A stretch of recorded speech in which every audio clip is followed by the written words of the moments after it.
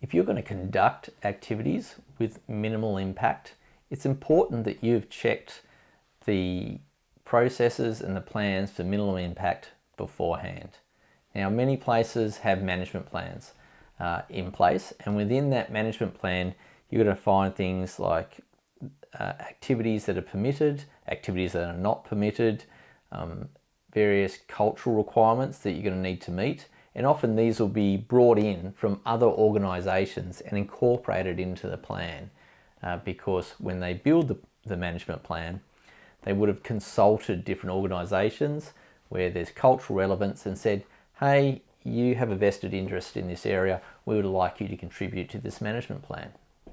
You may discover that there's certain land managers in the area that you need to consult with before you take a group. You may discover that there's permits or permission required before you enter an area. So you're going to need to look into these things. You're going to need to check National Parks and Wildlife if it's that sort of area.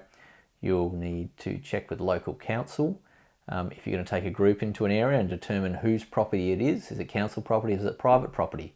If it's private property, can you get their phone number? Can you get their email? Can you go and knock on their door and say, hey, we're really hoping to run a group through this area. We want to look at these things. Is it okay if we go through your property? So you're seeking their permission. So you've got to get these permissions. You can't just waltz onto really any property these days, even if it's public. There's going to be some requirements. It's one thing for just a person to walk through. It's a completely different thing for someone to take a commercial group through. So if you're earning money by taking a group of people through, you've drastically increased the impact from just one person wandering through to you potentially taking a group of 20 people through. You may not need permission if it's just you. It is very likely you'll need permission if you're taking a group through for commercial purposes, which means money-making purposes. So you'll often discover that you might need to get a permit, which means you have to apply to take a group of a certain number through. And they will review your request and as to why you are doing it.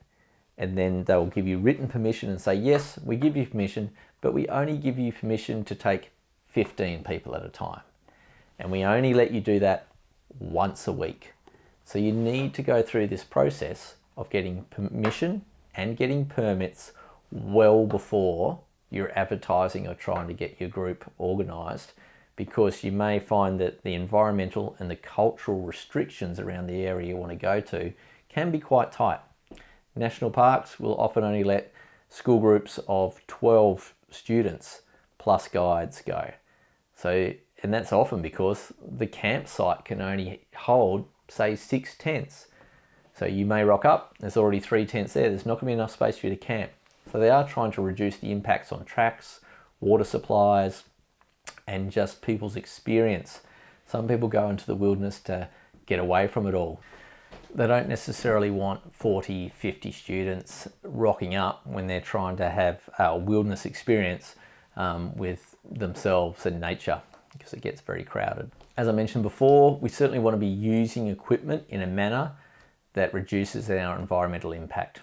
Now, that can be as simple as when you're on site, as I mentioned before, moving tents, how you wash your dishes, okay, how you tie your tent down can be important. Certainly, how you even roll logs around if you're planning on using a seat, logs for a seat. Being wary of where you're setting up. Are you setting up in an area that if you have a fuel stove on it, that you're going to kill the patch of anything underneath your fuel stove, because if it's a transier, it's going to make that circle really hot, and you want to avoid that. So hanging coats or wet wetsuits on branches or on trees. So I've often seen tree branches broken from where people were hanging wet equipment or packs, trying to hang their pack up so they keep it off the wet ground, but in the process they've broken a tree. So you need to use your equipment in a way that you're not going to exacerbate any damage to an area. And you have to sometimes put aside your own personal comfort in order to make sure you preserve the area for the next group. As a guide, you're in a really unique opportunity to display and model the correct behaviour that you would want your participants to model. Now, if you say all this stuff in the briefing, but actually don't act it out during the walk or during the paddle or during the rock climb, they are going to follow your lead in terms of your behaviour. And so rather than what you've said to do. So if you don't live it out yourself, they're not going to do it just because you said. They actually will often need it demonstrated to them. So when you see someone doing the wrong thing, you can even assume, or maybe they don't know how to do it. You go, oh no, it's better if you do it like this, and actually physically show them. Some people need to be physically shown how to do things before they fully understand. So I think it's really best that you model it and even demonstrate it at the start. The funny thing I've seen when we've been on a raft trip, I had a guide who actually demonstrated how to use the poo bag, how to poo in a bag with his clothes on, obviously. But it was a very funny moment, but it was actually really essential too, in terms of actually demonstrating how someone, rather than verbalizing it and people not being able to picture how they're going to do that, because it's not something people have normally done. But it is pretty funny to see another guy demonstrate that. But it can be as simple as explaining and demonstrating in the briefing, or when you get to an opportunity on the track, you go, okay, everyone, here's a good opportunity. I'm able to show you what I meant when I said such and such back in the briefing. So if you see these opportunities on the track to demonstrate what you've verbally told people, you want to take those opportunities and make it a teachable moment for your group. Hey, I want to show you this thing that I talked about before. Now, it might be where you've introduced an exciting point. You want to seize those opportunities to do those as well. However, it can be as simple as, hey, here's an opportunity where a different group may have done the wrong thing, and I can show you the damage that has occurred because they kept walking around the muddy patch rather than walking through the muddy patch.